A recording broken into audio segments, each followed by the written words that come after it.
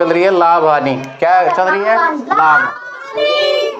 आपको ज्यादा तेज बोलना नहीं है। ओके, सवाल चल रहे हैं हमारे। एक सवाल मैं समझा दूंगा, बाकी के आप खुद करोगे। जैसे एक दुकानदार 8,750 रुपए के गेहूं खरीदता है। क्या खरीदते हैं? गेहूं खरीदता है। कितने का? 8,750 रुपए। ठीक है, और उसे 7,950 रुपए में बेचता है।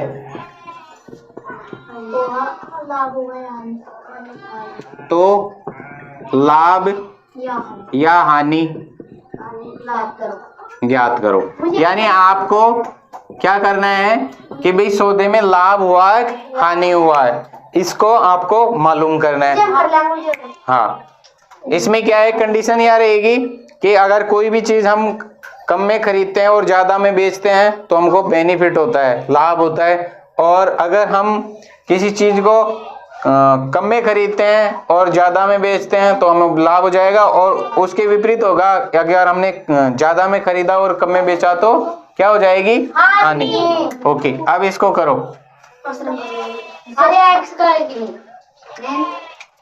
दिमाग लगाओ।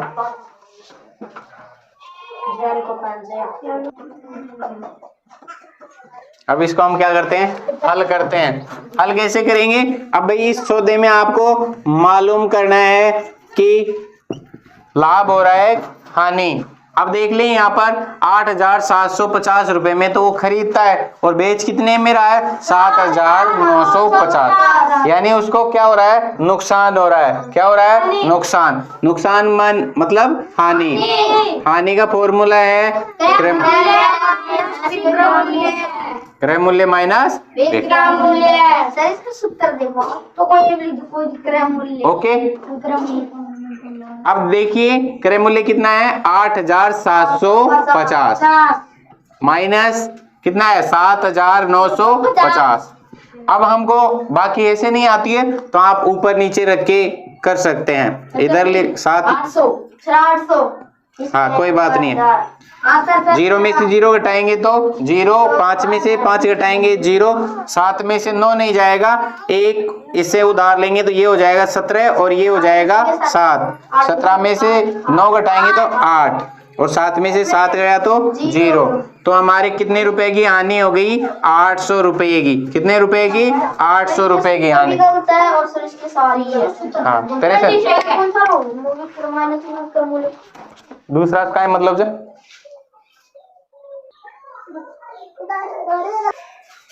हाँ, यस। अब इस सवाल को हम देखते हैं कि भाई इस सौदे में क्या होता है कि भाई एक दुकानदार 2 साइकिल 7,000 रुपए में खरीदता है। कितनी साइकिल? 2 साइकिल। और वह एक साइकिल कितने की बेचता है? 4,000 रुपए की। एक कितने की बेचता है? 4,000 रुपए की। तो आपको भी 2 साइकिल बेचनी है, तभी तो आपको पता लगेगा कि इसमें लाभ हुई कि हानि हुई। भाई उसने खरीदी कितने की? 7,000 की। तो ये हो गया हमारा क्रय मूल्य। क्या हो गया? क्रय मूल्य। और बेची कितने में? एक साइकिल 4,000 की। तो बेचनी तो 2 है ना, तो 2 कितने की बेच देगा? एक 4,000 की, तो 2 कितने की बिक जाएंगी? 8,000 की। यानी 4,000 प्लस 4,000 यानी कितने की बिक जाएगी? 8,000 रुपए की। अब देखो उसने खरीदी तो 7,000 रुपए की और बेची 8,000 रुपए की। बेची कितने की? 8,000। अब इससे हमको मालूम लग रहा है कि इसमें क्या हुआ है? प्रॉफिट हुआ है, लाभ हुआ है। क्या हुआ है? लाभ। अब देखो लाभ को हम, लाभ बराबर क्या होगा? विक्रय मूल्य माइनस क्रय मूल्य। विक्रय मूल्य माइनस क्रय मूल्य, ये इसका एक फॉर्मूला है। और सीधी सी बात है कि हमको पता भी लग जाएगा कि हमने 8,000 और 7,000 का मार्जिन हुआ है दोनों में सौदे में, तो हम बाकी निकालेंगे। भाई ज्यादा की बेचिए और कम की खरीदिए तो उसमें लाभ हो जाएगा। विक्रय मूल्य माइनस क्रय मूल्य। ठीक है, अब यहाँ लिख देंगे विक्रय मूल्य कितना है? 8,000 रुपए। माइनस 7,000। अब देखो 8,000 में से 7,000 की बाकी निकालेंगे तो 1,000 बच जाएगा। तो 1,000 रुपए का हमको क्या हो गया यहाँ पर लाभ। क्या हो गया लाभ। इस पर बोल पहचान कुछ भी नहीं बेटा, दिमाग लगाना होता है।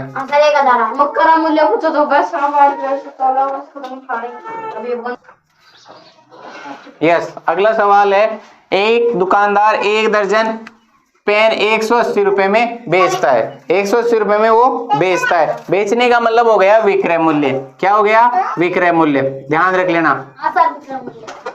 और उसे 20 रुपए की क्या होती है हानि। कितने रुपए की हानि होती है 20 रुपए की। तो क्रय मूल्य ज्ञात करो। तो क्या करना है आपको क्रय मूल्य। अब देखो आपको हानि हो रही है, आपको ये भी मालूम है हानि का फॉर्मूला है हानि बराबर क्रय मूल्य माइनस विक्रय मूल्य। ठीक है, अब आगे देखो। अब इनमें जो जो चीज दे रखी है वो इसके नीचे लिख देंगे। ठीक है, और बाकी को हम x मान लेंगे। तो क्या मान लेंगे x। तो हानि कितने रुपए की हुई है 20 रुपए की। और क्रय मूल्य हमसे क्या कर रहा है ज्ञात, तो इसको हम x मान लेते हैं। और विक्रय मूल्य कितना है 180 रुपए माइनस 180। अब ये एक तरीके से हमारे सामने एक समीकरण आ गया। क्या आ गया समीकरण। ठीक है, अब देखो ये x वाली संख्या इधर हो जाएगी और बिना x वाली एक तरफ हो जाएगी। बराबर का चिन्ह लगाएंगे x वाला। ठीक है, 20 इधर है रखा रहने दो। अब देखो यहाँ पर है माइनस के 80। अब देखो आपको रूल पता है कि प्लस होगा तो क्या हो जाएगा माइनस, माइनस होगा तो प्लस, गुणा होगा तो और भाग होगा तो गुणा। तो यहाँ पर क्या है माइनस, यहाँ पर क्या है माइनस, तो ये इधर आ जाएगा तो प्लस में 180। अब दोनों को जोड़ देंगे हम 180 और 20 कितने होंगे 200। तो ये हमारा x आ गया। x का मतलब हमारा क्या आ गया क्रय मूल्य। क्या आ गया क्रय मूल्य। अब हम करेंगे अगला सवाल। कौन सा सवाल करेंगे अगला सवाल। अब देखो एक टेलीविजन यानी एक टीवी वो कितने रुपए की बेचता है 9,730 रुपए की बेच रहा है। क्या कर रहा है बेच रहा है। अब देखो बाद में क्या कर रहा है 8,750 रुपए की उसने खरीदी, यानी उसको खरीदी कितने की थी 8,750 की और बेची कितने की है 9,730 की। तो आपको लाभ और हानि ज्ञात करनी है, यानी इस सौदे में लाभ हुआ है हानि। हाँ, तो इसमें क्या हो गया लाभ। तो लाभ बराबर क्या होगा विक्रय मूल्य माइनस क्रय मूल्य। विक्रय मूल्य माइनस क्रय मूल्य। ठीक है, विक्रय मूल्य बेचने को कहते हैं और क्रय मूल्य खरीदने को। तो देखो बेचा कितने में 9,730 रुपए में माइनस क्रय मूल्य कितना है 8,750। इसमें से इसकी क्या निकाल देंगे बाकी। अगर नहीं आता है तो आप बगल में लिख के आराम से उतार सकते।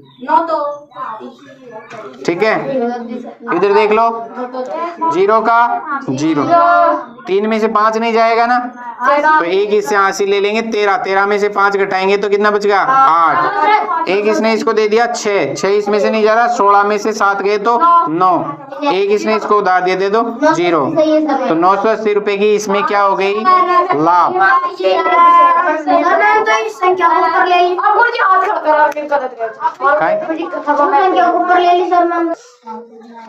हाँ भाई, इस सवाल में थोड़ा सा दिमाग घुमाना है, कुछ भी नहीं करना है, इसमें केवल आपको दिमाग लगाना था। एक दुकानदार 780 रुपए की क्या खरीदता है सॉरी बेचता है, चावल बेचता है और 350 की क्या बेचता है चीनी। दो चीज बेच रहा है। ठीक है, बेचने का मतलब विक्रय मूल्य, दो चीज मतलब विक्रय मूल्य है, बेचने का मतलब विक्रय मूल्य, यानी विक्रय मूल्य। यहीं रुक जाओ, आगे जब भी बढ़ना पहले भाई चावल और चीनी। चावल कितने का बेच रहा है 780 का। हाँ कोई बात नहीं है। और ये क्या है 350 का क्या है चीनी। दोनों को जोड़ कर लेंगे, 0 का 0, 8 और 5 13, हासिल का 1, 8 और 3 11, 1130 रुपए क्या हो गया विक्रय मूल्य। विक्रय मूल्य कितना हो गया 1130। अब हमारा खरीदी कितने में वो भी दे रखा है क्रय मूल्य। अब उसने कितने कितने खरीदी,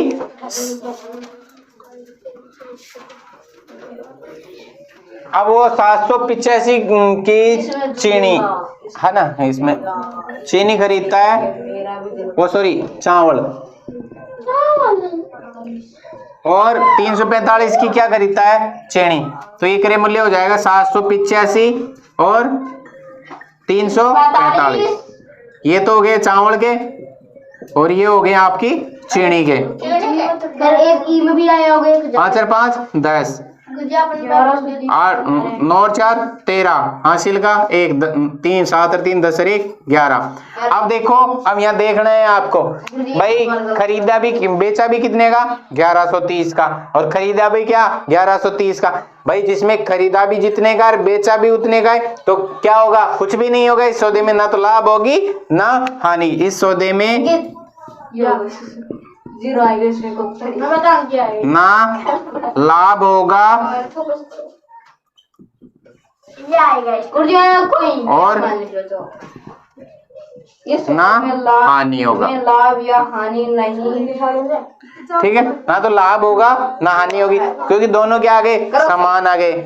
अब इसको क्या कर लो, करेक्शन करो फटाफट।